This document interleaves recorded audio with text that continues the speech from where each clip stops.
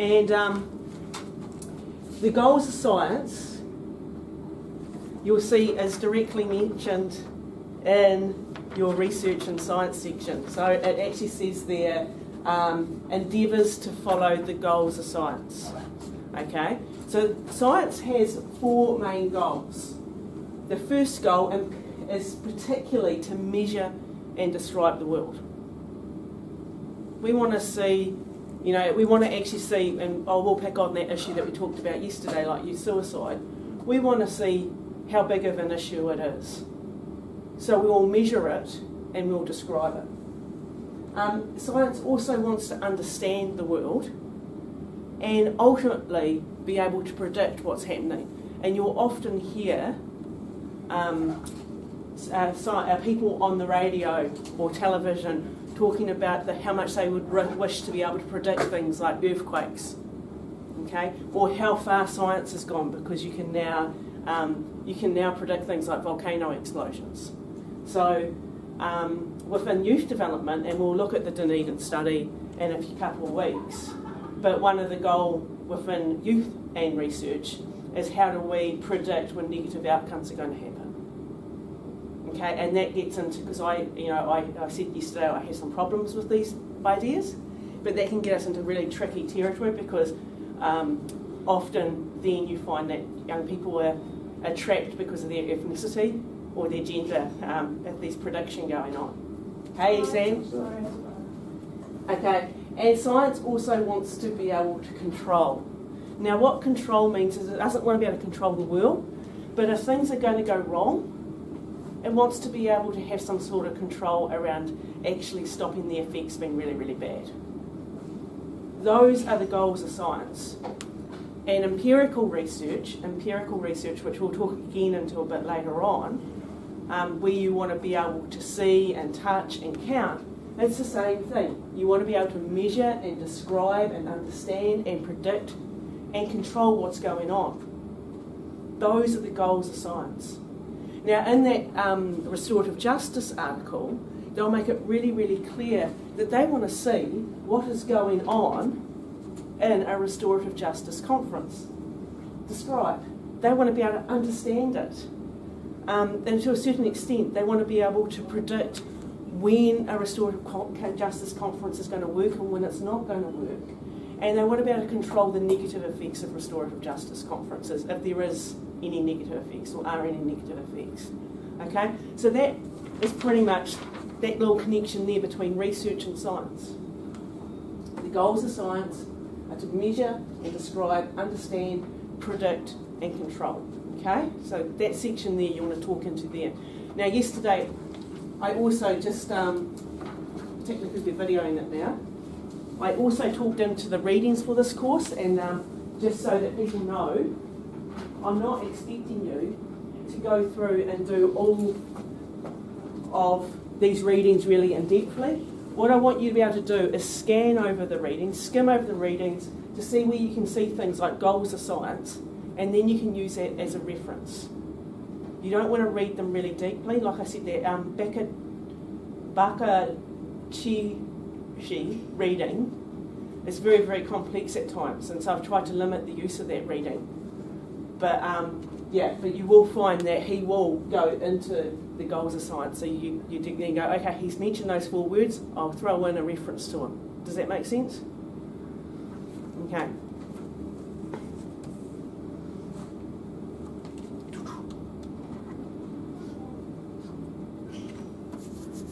Okay, this is quite deep.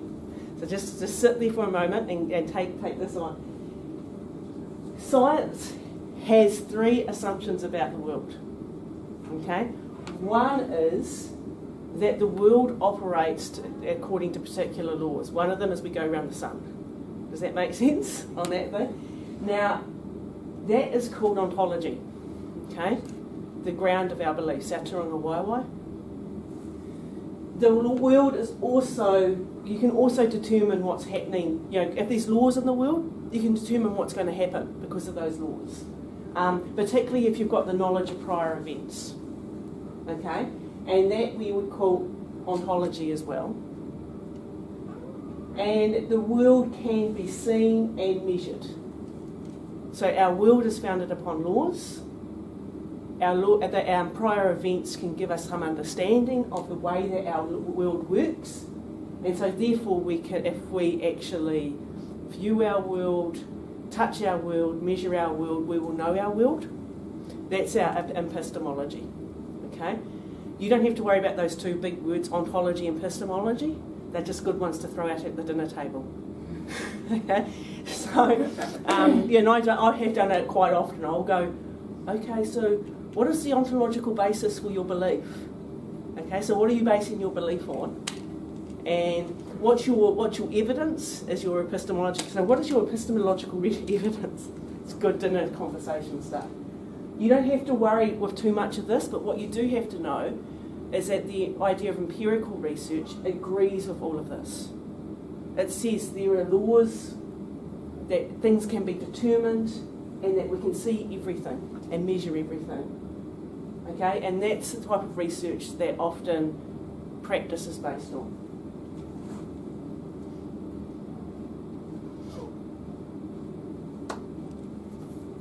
Now, when it comes to research in science, there's some key things, and this today is a bit of a talk fest, sorry.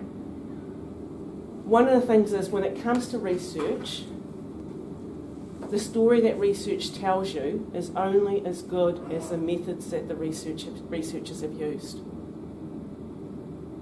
The story that research tells you is only as good as the methods that the researchers have used.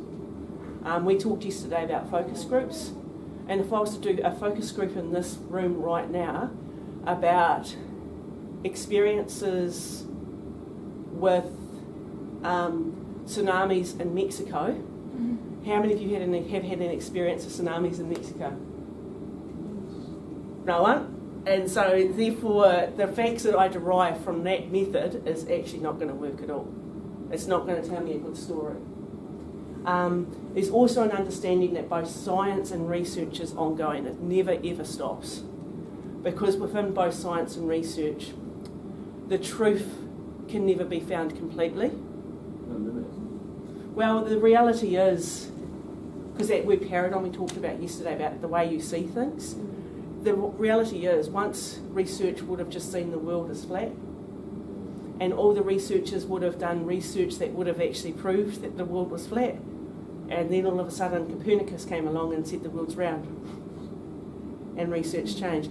Some of you would have done physics at school and learnt that speed is time over distance or something. I did that in the fifth form, and then when I got to year 13, I found out that all of those theories were wrong when Einstein came on. So at the end of the day, everyone keeps researching the same thing because the truth is still being trying to be found. The thing is, as we do more and more research, we can have more and more confidence in the story that we have. So we've got a lot more confidence now around things like climate change, because a lot more research has been done into that area.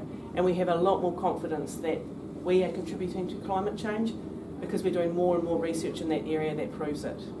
And we have a lot more confidence now that the place of the world that's going to get affected the worst within the next 20 years is the Pacific, because our research is actually proving that. Not only is our research proving that now, but the experiences now for peoples on islands like Tuvalu is actually really real. Okay? But as practitioners in youth development work, you've got to be careful of the story of one study. Good example for this is boot camps. The big studies, multiple studies, will tell you that boot camps have very mixed results. Very mixed results. But there'll be researchers who are able to get it again.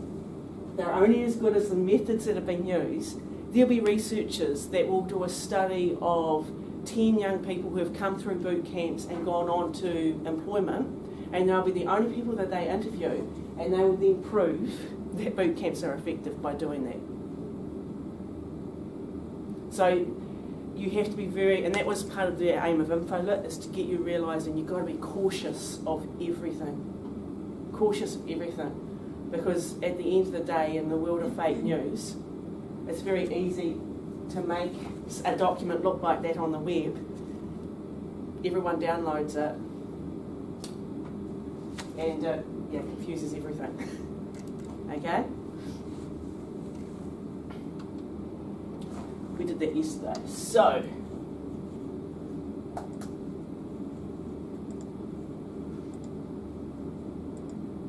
that was on one.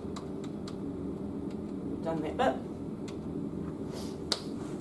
I have printed out the slides differently today, and I've done that because I'm aware that they're really hard to read.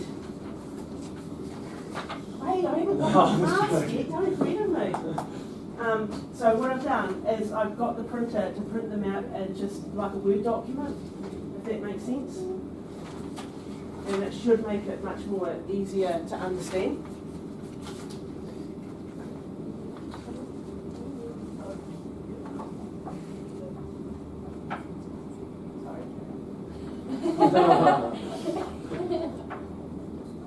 Oh, Sam meet Bella, Bella meet Sam. Grace meet Bella. Oh, they're so different. If you go down to 1 and then there's research project process, we're on slide number 5, understanding research. So, we talked about yesterday, there are 2 main paradigms. Another word for paradigm is type. There are 2 main types of research. One is empirical and one is relativistic. What is empirical? Tell me. Anyone? What you see, you can count. What you can see and count and measure. Okay? What is relativistic? Question everything. You question everything. Even the truth. Even the truth. Okay? So what you can see and count. And I'll throw this into a Christian perspective so you can get this in a very bizarre way, okay? If you asked a Christian, some Christians, not all Christians, why do you believe in God and what's your evidence for God? They might say something like, look at the mountains and the sea and the beauty of all of that. Okay, so they give you an empirical answer. The relativistic answer would be, Jesus says he is the way, the truth and the life. There is no truth and there cannot be one true religion. That's how the 2 camps would work. Okay? Empirical can be used for any type of research that you really want. Okay? And empirical really does help you have evidence-based practice. Okay? If you want to know that restorative justice focus groups work, you need empirical evidence. Okay? Relativistic tends to be mainly qualitative, and I'll go into that in the next slide. Okay? Mainly qualitative, and it's always very philosophical. Relativistic research for you enables what we call as researchers reflexive practice. That's not reflective practice, reflexive practice. That's when you start to question yourself. Yeah.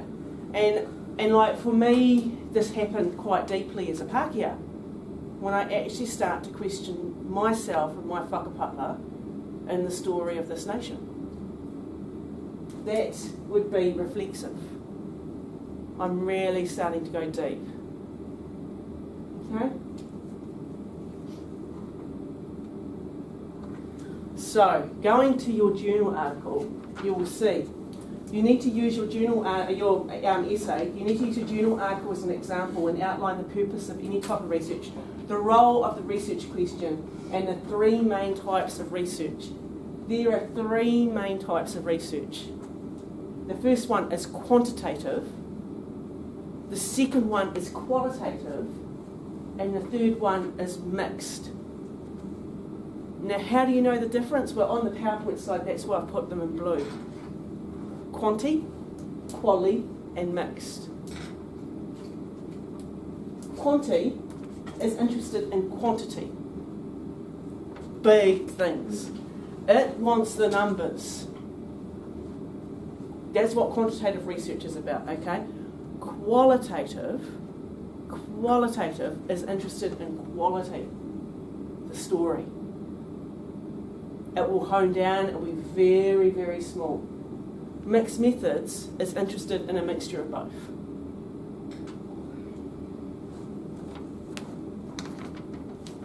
So we're really honing in on this research approach this section. So you know now the three main types are what?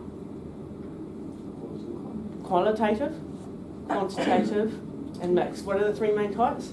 Qualitative, Yeah, quantitative. mixed. Yeah. And I would, if I had that restorative justice article, say for example in this restorative justice, in the article on restorative justice, the researchers describe their research as qualitative. I know it is qualitative because it is looking for a story of what is happening for young people going through family conferences. Okay? That's how you're going to use your journal article as an example there, okay? You're going to tell me what the other ones are. Now, often as youth workers, you know, which do you think you'd be more passionate about? Put your hand up if you think you'd be passionate about the big picture, the numbers. Okay? Put your hand up if you think you're interested in the stories and experiences. Yeah. Put your hand up if you think you're interested in a mixture of both. Yeah, it fits along that whole dimension of it. As we found out yesterday, when you read qualitative articles, like the restorative justice one, it's full of quotes. Whereas actually the quantitative articles are a lot shorter. And you can often miss the numbers section out altogether, go to the discussion section, where they tell you what they found, why they found it compared to the literature. The mixed approach is what you often need to do yourself when you're actually reporting. You've got to give numbers with the story. But you're not going to be fully here at that quantitative because the mixed approach will often not actually have big numbers. You know, quantitative, we're looking at hundreds. And sometimes the story is really, really, really interesting. Like the Dunedin study, which we will look at, which is very, very relevant, even though I hate it, has found out some really interesting stuff, particularly around schizophrenia. And when it comes to schizophrenia in young people, the worst thing, and this is a finding from the Dunedin study. Now, the Dunedin study researched thousands of babies born in the 1970s. So some of the stuff could be quite limited. But what we do know are two little facts around schizophrenia. If you're a young person, we know lots of facts thanks to that study. I'll go into them. One, schizophrenia can actually be genetic. The other one is that if you've got schizophrenia in your family and you are an identical twin, the risk of you getting schizophrenia is really high. The third one is if you have got schizophrenia in your family and you use marijuana as a young person, then the risk is extraordinarily high. You're looking at a very, very high risk. Those of you that know of marijuana will know that sometimes you can have what they call a psychotic episode. The Dunedin study found out that if you were at risk of schizophrenia and you used marijuana and you got into that psychotic episode, you might not come out. Did they do any research around other drugs? Yes.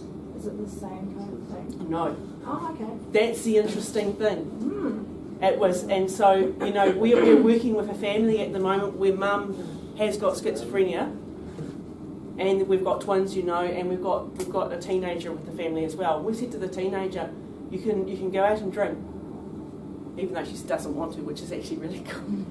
But please, this is the risk. We've actually sat down with her and actually talked to her about what's happened with mum, and said, you can't even take a single joint. It's not about doing it over time. It is one joint, one psychotic episode, and you could be screwed. It's that, and see that's from a quantitative study. That's really valuable, and I actually think every youth worker in the country needs to know that. You know, particularly because incidences of schizophrenia is really high in our Māori population. So having that knowledge, you know, if we can get, and basically this is true, if we can get kids that are at risk of schizophrenia through adolescence without high stress and without marijuana, the chances are they won't actually develop schizophrenia. Isn't marijuana supposed to like help? Doesn't it help the brain or something? Like People, that's why there's a huge argument for medical marijuana, and that's because people have, there have been some studies. I don't know, remembering, I actually haven't looked at those studies because the study is only good as the design of the study. But there is a huge advocacy towards legalising marijuana. But I'm of the position that I can't speak for those studies unless I've looked at them. But we do know marijuana plus adolescence is risk. Okay, and it may not, it's not, if you're at risk of schizophrenia and you don't take marijuana in adolescence, but you start taking it around the 24, 25 age, the risk is not there. It's adolescence and marijuana equals risk. So the brain's developing? The brain's developing, yeah. And it's all that, and the brain is in full development mode. Okay, and if we didn't have these big studies, we wouldn't have the knowledge. And what really concerns me, like I said yesterday, is that we get so scared as youth workers about research because we don't know the language. We get so scared that we don't know because we don't know the language, that we're really losing some valuable lessons. The Dunedin study has also proven that there are particular methods and approaches, and we're going to look at some videos on the Dunedin study, that you can use with young people. One of them is actually called reflection, which we hate because we do it all the time as youth workers in our assignments. But getting young people actively engaged in reflection can actually reduce negative outcomes later on in life. And yet, because we get so resistant to, we have to reflect all the time, and I know how you all must feel when you get another reflection assignment. Well, not another reflection assignment. But actually the quantitative evidence is actually the more and more of that we do, the better. All the stuff around resilience and the idea that young people need people who believe in them, the actual number